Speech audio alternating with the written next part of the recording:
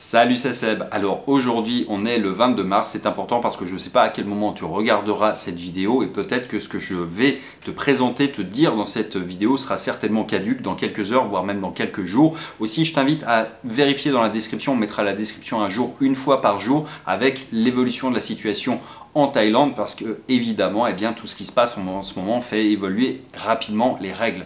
Maintenant j'ai plein de questions qui me sont arrivées, de gens qui sont installés, de gens qui sont juste de passage, de gens qui veulent rentrer en France, de gens qui sont en France et qui veulent venir, des Thaïs, des non-Thaïs, bref, ça va être l'occasion de faire un petit peu le point sur ce qui se passe en Thaïlande suite à l'épidémie. Il faut savoir que même si on est très loin des chiffres en Europe, rien ne garantit qu'effectivement ça ne monte pas plus et c'est vraisemblablement le cas, d'autant que il n'y a pas de dépistage systématique, donc ce qui fait que il y a certainement des gens qui sont malades mais qui n'ont pas été testés, donc qui ne sont pas comptabilisés. Et puis surtout, encore une fois, la Thaïlande étant un pays qui était très touristique, il est toujours, il y a eu beaucoup de passages et donc potentiellement beaucoup de contamination. Donc il y a plusieurs choses à savoir d'une manière importante, c'est que les règles elles bougent vraiment tous les jours, encore une fois, donc je leur dirai plusieurs fois dans cette vidéo, mais on maintiendra les différents cas de figure avec des liens vers les sites officiels pour chaque cas. Donc ce qui se passe en ce moment, c'est qu'il y a déjà des villes qui ont été placées un peu sous quarantaine pour les endroits publics, pour certains rassemblements. Il y a Bangkok, il y a Chiang Mai. Il y a une partie de Pattaya, Phuket, je ne sais pas encore, mais de toute façon, ce qui est important à savoir, c'est que ça va arriver, quoi qu'il en soit, pour pouvoir maîtriser un petit peu la dispersion du virus. Ils vont effectivement éteindre progressivement tous les endroits de rassemblement public importants, et c'est logique. Donc si ce n'est pas aujourd'hui, ça interviendra rapidement dans les jours, dans les semaines qui viennent. Moi, mon conseil, c'est un peu ce que je fais, c'est effectivement, quand c'est possible, c'est de ne pas être dans les grandes villes, et c'est toujours plus pratique que quand on est dans un appart qui est plus grand, quand on est dans un endroit où il y a moins de monde, moins de tourisme, et qu'on est plutôt dans une petite communauté où les gens ne bougent pas trop. Bon, normalement on est quand même un peu plus à l'abri. C'est vrai en France, c'est vrai en Thaïlande, c'est vrai un peu partout. C'est la première des choses. Maintenant, ce qu'il y a comme nouvelle aujourd'hui en Thaïlande, alors quelque chose qui est acté, c'est que maintenant pour pouvoir entrer en Thaïlande, il faut un certificat médical et un test qui date de moins de 3 jours en complément d'une assurance santé de 100 000 $ pour évidemment si tu es malade sur place, et bien que tu puisses avoir les moyens de te soigner, parce qu'évidemment eux ne sont pas équipés pour, et c'est pour ça qu'ils l'imposent. Alors le premier cas de figure, et ça c'est une question auquel je n'avais pas pensé, mais il y a des gens, des Thaïs qui sont à l'étranger et qui veulent rentrer et qui sont eux pareil soumis à des contraintes. Donc les contraintes sont sensiblement les mêmes. Je crois qu'il y a un test médical et en plus ils leur demandent un certificat qui doit être émis par une ambassade. Alors il y a un gros cafouillage entre la traduction, entre les trucs, donc c'est un peu la pagaille parce que c'est dans l'urgence. Donc il y a au moins l'assurance, c'est sûr, et puis de l'autre côté il y aura peut-être également un certificat de nationalité qui est émis par une ambassade thaïlandaise à l'étranger qui doit être fourni sous toute réserve. C'est ce qu'on a vu aujourd'hui. Ça encore, ça sera vérifié dans la description si oui ou non c'est acté. Pour l'instant c'est un peu ce que j'ai noté. Maintenant il y a d'autres cas de figure. Alors peut-être que tu es comme moi, tu es en Thaïlande là en ce moment, mais toi tu n'es pas installé. Si tu es installé, effectivement il n'y a rien qui t'oblige à partir, donc tu peux rester. Quand tu es installé, ça veut dire que tu as un visa qui te permet de rester dans la durée. Là, je vais parler plutôt des gens qui sont touristes, qui sont arrivés en Thaïlande avec, je sais pas, il y a 1 mois, 2 mois par exemple, ou 3 mois, et qui sont avec un visa touriste qui arrive à échéance bientôt. Et ces gens-là, eh bien, qu'est-ce qui se passe? Alors, aujourd'hui, théoriquement, tu devrais rentrer. C'est-à-dire que si tu arrives au bout de ton visa, il n'est pas, et si tu ne peux pas le renouveler sur place, tu es censé partir.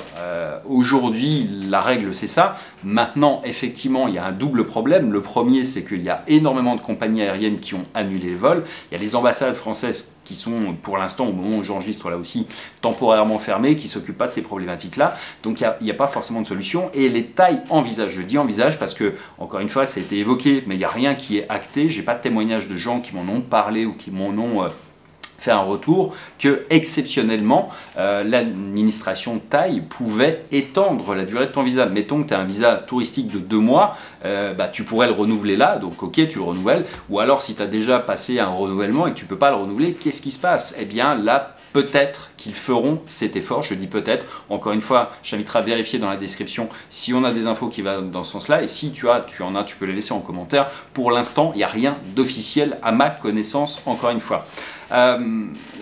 ça c'est cette partie-là. Maintenant, peut-être que toi, tu es en Thaïlande et tu veux rentrer, et là on rejoint un peu, et là tu veux pas rester, tu veux rentrer en France. Là encore, tu vas être confronté à le plus gros problème, c'est aujourd'hui les vols qui ont été annulés. Il y a plein de compagnies aériennes du Maghreb qui ont annulé les liaisons. Je pense qu'ils veulent pas s'embêter aussi avec les vols qui sont pas des vols directs. La position de l'ambassade de France aujourd'hui, si ton vol est annulé et que tu n'as pas d'autre choix que d'en bloquer un et que tu n'as pas forcément les moyens, c'est qu'eux ne géreront pas le rapatriement. A priori, ça sera et ça restera comme ça parce que voilà, c'est pas une compagnie aérienne non plus, l'ambassade de France, donc a priori, c'est pas leur problème, d'autant qu'on parle de dizaines, sinon centaines de milliers de personnes. Je crois qu'officiellement, il y a, là au moment où j'enregistre, encore plusieurs centaines de milliers de touristes en Thaïlande. Je ne parle pas de gens installés, je parle juste de touristes. Et donc, évidemment, ça fait beaucoup de monde à traiter. Et peut-être qu'effectivement, si tu es dans cette situation-là, va falloir que toi, tu prennes les devants et que tu sois capable de te débrouiller par tes propres moyens. Parce que, a priori, et pour l'instant, j'ai pas trouvé grand-chose qui me laisse à penser qu'il y ait beaucoup d'efforts qui soient faits au niveau de l'administration.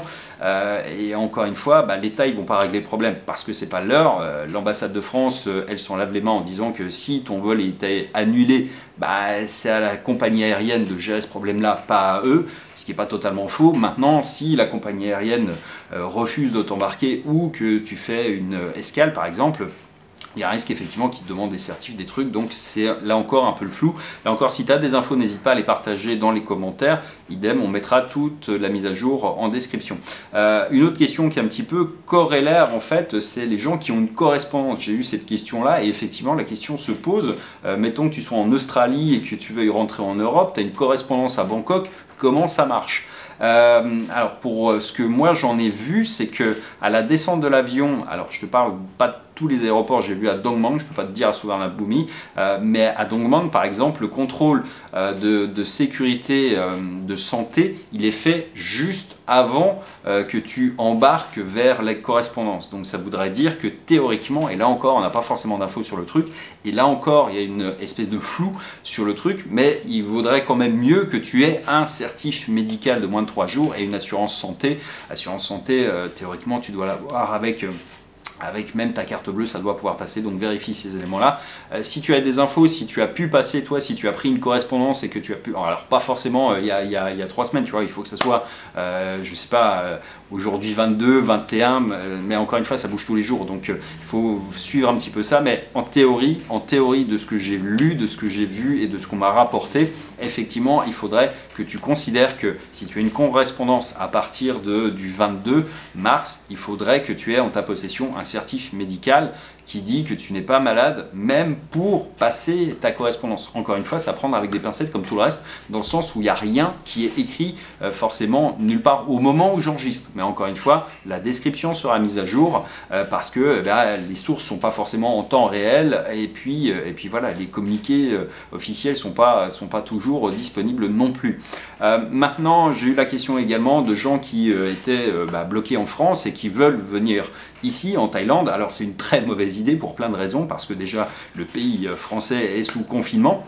C'est-à-dire que tu n'as pas le droit de voyager, que tu n'as pas le droit de sortir et que c'est une très mauvaise idée, ne serait-ce que parce que il faut limiter impérativement les transports. Je sais que c'est une mauvaise période à passer. Je peux comprendre que des gens qui soient dans un tout petit espace voilà, soient dans une situation qui est pénible. On est voilà, un peu logé à des enseignes différentes, évidemment, c'est certain, entre Paris, la campagne et puis d'autres pays. Évidemment que ça ne se passe pas pareil, mais encore une fois, le risque principal, c'est de disperser le virus et c'est pour ça qu'il faut soigneusement rester chez soi. Moi, c'est ce que j'ai fait. Tu vois, j'ai pourtant une grande passion pour le voyage. Je passe en général 3 semaines par mois sur les routes.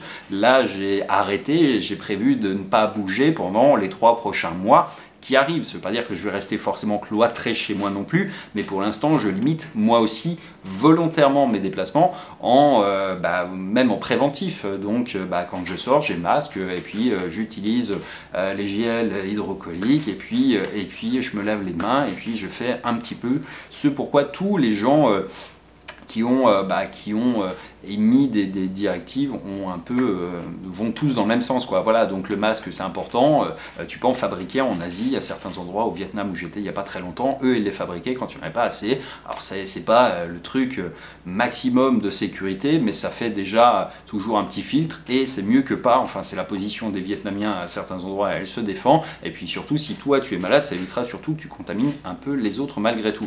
Donc faites attention avec ces éléments-là de sécurité. Et non, il faut surtout pas bouger de chez soi. Respecter cette partie-là. Alors ouais, je sais, c'est pénible. C'est un mauvais moment à passer, mais à d'autres temps, en d'autres lieux, il y a eu des guerres, il y a des choses qui sont, et il y en a encore, il y a des choses qui sont plus graves. Celle-ci, c'est pas... Pour les gens qui ne sont pas affectés, ça serait dommage effectivement de se mettre en danger en voulant voyager, en espérant que ça soit moins grave ailleurs. Sauf que en fait, le principal vecteur de propagation du virus, ça a été quand même les gens qui voyagent. Alors pas qui voyagent, mais les échanges au sens large. Donc évidemment, il faut impérativement éviter ça. Et encore une fois, étrangers maintenant pour venir en Thaïlande, c'est extrêmement compliqué. Ça va l'être de plus en plus. La fermeture des frontières terrestres est quasiment opérationnelle. Je pense qu'ils l'ont évoqué. Je pense qu'elle va arriver là très prochainement, dans les heures qui viennent, sinon dans les jours qui viennent. Et puis surtout, il y a quand même un risque qu'ils bouclent le pays pour dire que voilà, eux aussi, ils n'ont pas envie de récupérer potentiellement les gens qui viennent de pays dangereux, encore une fois dangereux au sens où il y a une propagation active du virus sur le territoire et que pour eux c'est un risque parce qu'on a vu comment ça se propageait un petit peu partout. Donc l'idée c'est ça et je pense qu'ils vont rester très conservateurs et conservatoires sur les mois qui viennent. Je ne parle pas de semaines, je parle de mois parce que je pense qu'effectivement ça va s'installer un petit peu dans la durée. Et qu'il suffit de regarder un petit peu comment ça s'est passé en Chine, un peu moins vrai en Corée, enfin ça a été quand même plus court, mais parce qu'ils ont largement anticipé, enfin bref, on peut regarder des endroits où ça s'est passé déjà avant pour avoir une petite idée de ce qui va arriver. La Thaïlande, encore une fois, n'est pas épargnée. Il y a des pays qui sont beaucoup plus épargnés. Le Vietnam, par exemple, a très peu de cas pour l'instant. Alors, je ne sais pas si ça va durer ou pas, peu importe, mais c'est effectivement, on est sur une situation où ça va évoluer et effectivement, il faut prendre ses précautions. Il y a une question, effectivement, qu'on m'a posée aussi, c'est « et si tu te retrouves en Thaïlande, alors pour une raison X ou Y, que tu es là et que tu es détecté malade, qu'est-ce qui se passe ?» Alors je mettrai un lien qui a été fait par un article qui a été fait par l'ambassade de France qui décrit le parcours, effectivement, comment ça se passe. Là encore, je vais mettre un lien plutôt que de l'expliquer parce que si le processus change, si la procédure change, au moins vous aurez une information qui est valable et valide et avec ça, eh bien, vous aurez de quoi faire à peu près face à tous les cas de figure. Encore une fois, si vous avez des infos et encore une fois, si vous lisez les commentaires, regardez bien les derniers commentaires, pas forcément les premiers, regardez ceux qui viennent d'être postés. Si cette vidéo, vous la regardez dans 3 jours, enfin là on est le 22 mars encore une fois, donc tout ce qui vient après peut remettre en cause complètement ce que je viens de dire, pas complètement, mais beaucoup d'informations que j'ai données dans cette vidéo. Donc vérifiez dans la description les liens vers lesquels je renvoie pour avoir des informations qui sont fraîches. Regardez également des commentaires, mais des commentaires qui sont frais en bas de cette vidéo pour avoir des retours d'expérience de gens qui ont peut-être effectivement pris une correspondance ou des gens qui sont peut-être rentrés ou des gens qui ont peut-être eu affaire au système de santé. Bref, si vous voulez des informations fraîches, utilisez ça, mais regardez toujours la date à laquelle ça a été mise à jour dans les commentaires, enfin dans la description de la vidéo, je mettrai la date de dernière mise à jour pour qu'on ait toujours quelque chose qui soit effectivement logique et sur lequel vous puissiez vous rattraper. Donc s'il manque des choses, laissez également en commentaire, voilà, on l'ajoutera à la description afin d'avoir quelque chose qui puisse rendre service à un maximum de monde. Encore une fois, donc prenez soin de vous, faites gaffe et on se dit à très vite. Ciao.